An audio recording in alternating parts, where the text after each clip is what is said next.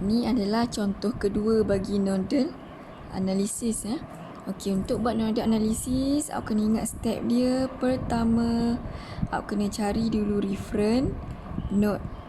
Okey, kedua awak kena assign node yang selain daripada reference node tu, V1, V2 dan sebaliknya. And then ketiga buat KCL, lepas tu apply Ohm's law iaitu I equal to V over R. Tapi untuk voltage, untuk node voltage, V dia adalah V before minus V after. Okay, and then yang keempat awak solve.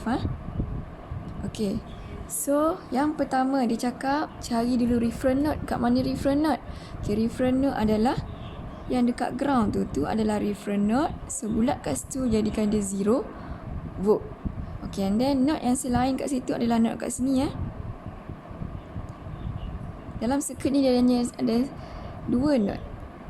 Okay, so mudah sikit So kat sini satu, kat sini satu. So awak hanya perlu cari V1 sahaja. Okay, nak cari V1 sahaja tak perlu guna Cramer's rule lah.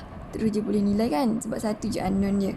Okay, and then dah step pertama, step kedua. Buat step ketiga iaitu KCL. Okay, tengok KCL dekat node 1. KCL dekat node V1.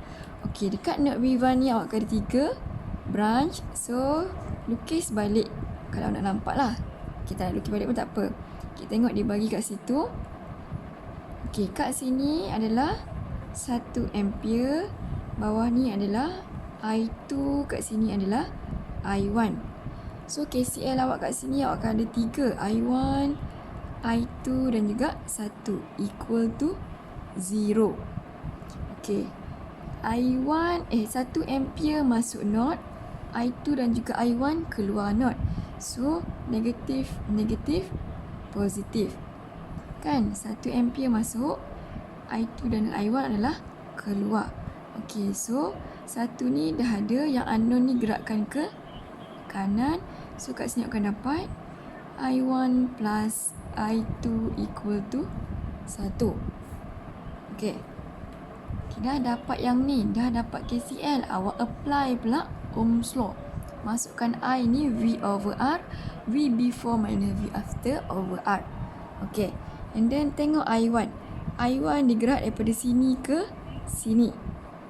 Okay, so V before untuk I1 adalah V1, V after untuk I1 adalah dia ada supply kat sini. So dia adalah 24 volt bahagi dengan RD adalah 6. So ni adalah I1. Okey. Okey, untuk I2. I2 digerak daripada sini ke bawah. So V before dia adalah V1, V after dia adalah 0 bahagi dengan perintang dia adalah 12. Okey, and then equal to 1. Okey, macam mana nak selesaikan dia? Darab dengan denominator yang paling besar. 6 dan 12, so darab dengan 12 lah. Okey, 12 darab 1 bahagi 6 awak akan dapat berapa? 2 kan? So kat sini awak akan dapat 2 V1. And then 12 darab dengan negatif 24 bagi 6. So awak akan dapat negatif 48. 12 darab 1 bahagi 12. So awak akan dapat 12 dapat V1 je lah kan? 12 bagi 12 1 kan? Okey. And then equal to 12 darab 1 dapat 12.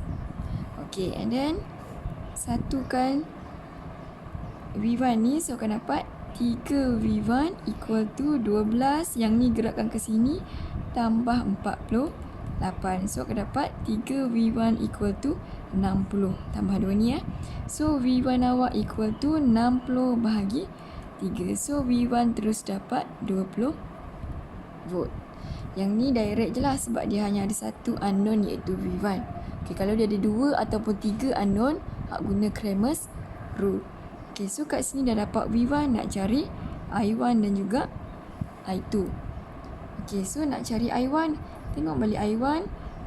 Okay, nak cari I1, awak tahu Ohm's law dia adalah tadi V1 tolak 24 bahagi 6 kan. So masuk je terus nilai V1 ni. So 20 tolak 24 bagi 6. Akan dapat kat situ nilai dia adalah negatif 0.667 ampere. Okey, dah dapat I1. Nak cari I2, masukkan dalam I2. I2 dapat tadi adalah V1 bahagi 12. So masukkan V1 tadi 20 bagi 12 equal to dapat 1.667 ampere.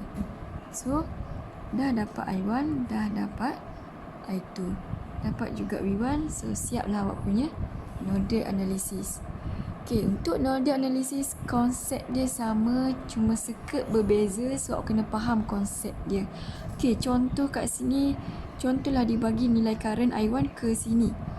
So I1 awak akan jadi 24 minus V1. Okey, so akan dapat nilai yang sama, cuma awak akan dapat nilai I1 ni adalah positif. Okey, untuk circuit teori, negatif dan positif tu melambangkan laluan current. Okey, contoh untuk soalan ni, I1 awak adalah negatif. Dalam circuit, I1 awak ke sini kan. So, bila negatif bermakna dalam circuit yang sebenar, I1 awak adalah ke sana. So, dia akan dapat positif. Itu adalah maksud negatif dan juga positif dalam circuit teori. Okey, contoh soalan awak nak buat I ke sini. So, dia akan jadi 24 minus V1 kan. So, awak akan dapat positif. Tapi nilai belakang dia sama.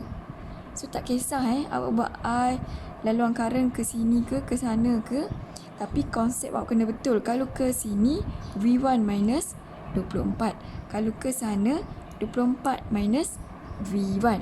Okey, faham nilai dia awak akan dapat sama, cuma awak akan dapat sama ada negatif atau positif.